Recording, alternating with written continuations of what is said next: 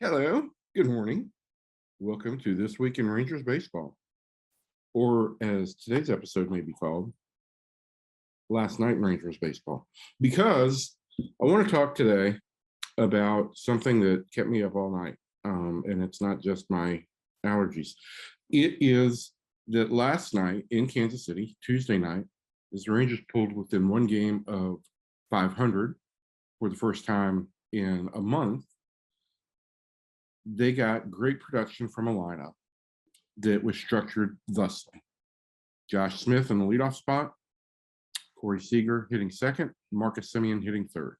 It's the first time all year that Seager hit it in front of Semien, and it was done basically because the Rangers have a left-handed hitter at the top of the lineup in Smith, and they were facing a right-hander in Prestonwood Christian's Jonathan Heasley, who had really poor splits. He was giving up lefties a 970 OPS and had been really effective against right-handers. So Chris Woodward did not want to go with a complete stack of left-handed hitters and wasn't going to drop Marcus Semien farther in the lineup, but he did want to kind of stack lefties up high. He had three of his first four hitters were lefties, and he had lefties sprinkled pretty dominantly throughout the lineup.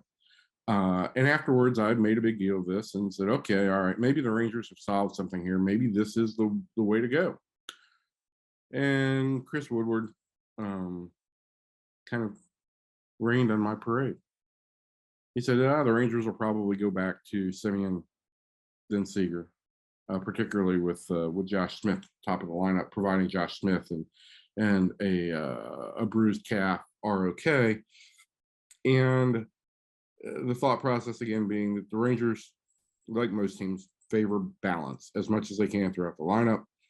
It makes for better late game matchups, reduces the ability of an opposing manager to bring in let's say a dominant lefty reliever to face three lefties in a row. All that's great. But here's the deal: the Rangers have struggled to score runs out of the gate. What they would love to do is put pressure on teams early, add on, and then maybe actually coast into some wins like they did last night in an 8-3 win over Kansas City. So my thought process here is when you do face a right-handed hitter, why not stack some lefties at the top of the lineup? Why not go Smith, Seager, Semien? For two reasons. One, Seager is a higher on-base guy than Semien throughout his career. Two, Semien is probably a better power hitter than Corey Seager is. So in addition, for me, to getting left, right against a right-handed pitcher, you also kind of slot those guys into maybe where their roles would be most effective early on. I don't know. It's one game. I'm making far too much out of a one-game sample.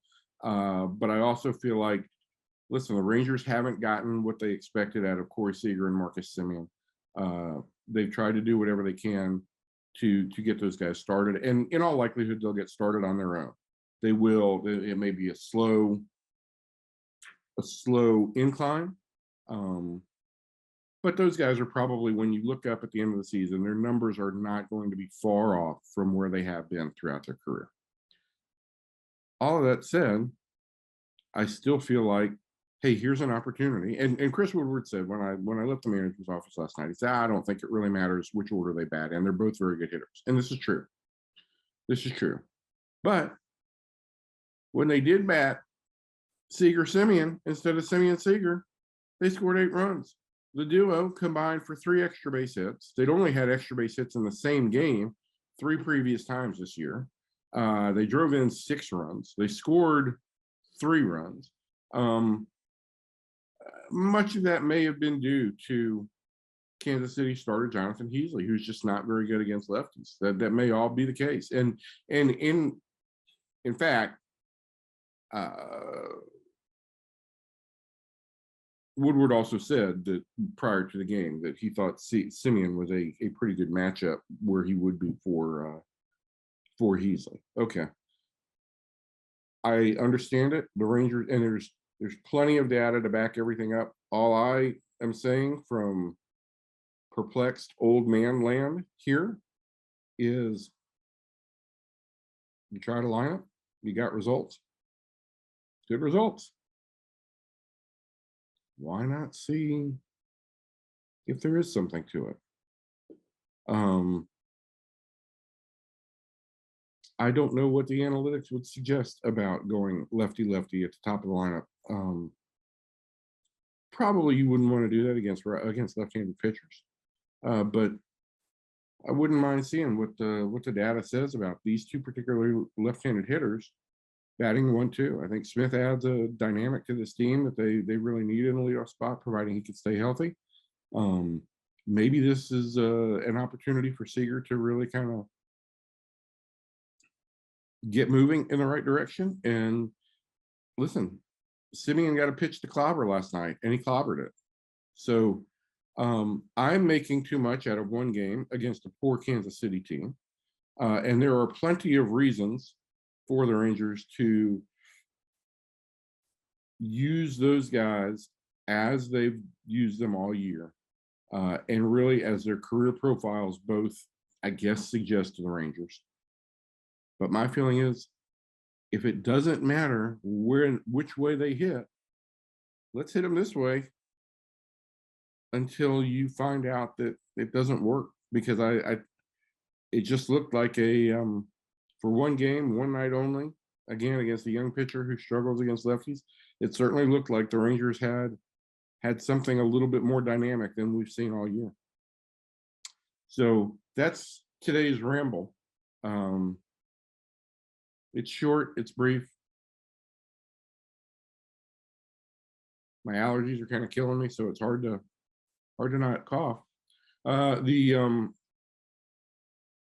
Rangers will go to New York over the weekend and in Baltimore. This is a 3-city 10-game road trip, and really, listen, this team has the opportunity, if they can get hot on this road trip, having won the first two. They've got the ability to push over 500, change the entire perspective of where this club is going into the trading period. July 1 is Friday, 30 days until the trade deadline. It really doesn't matter where you've been in April or May.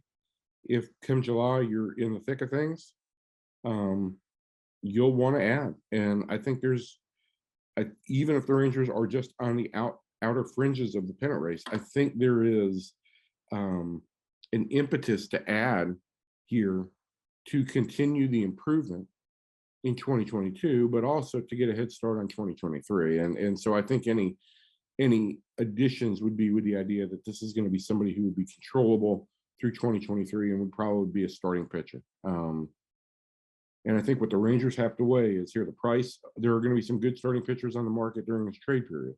Price is going to be a top prospect, at least one, in some kind of package. It's probably not going to make a difference in the standings this year. But is that going to be more valuable to them than what they could potentially acquire on a free agent market this winter? So that's what the Rangers have to weigh as they get ready for July. It's going to be an incredibly busy month with the draft, the All-Star game, and the trade deadline. I'll be here with you as long as I can, or as often as I can, but I'm losing my voice. So until next week, in our post-July 4th extravaganza, there will be no fireworks at that, by the way, but I'll salute you again. I'll give you the peace sign. I'll give you Sammy Sosa sky point. Until then, so long, everybody.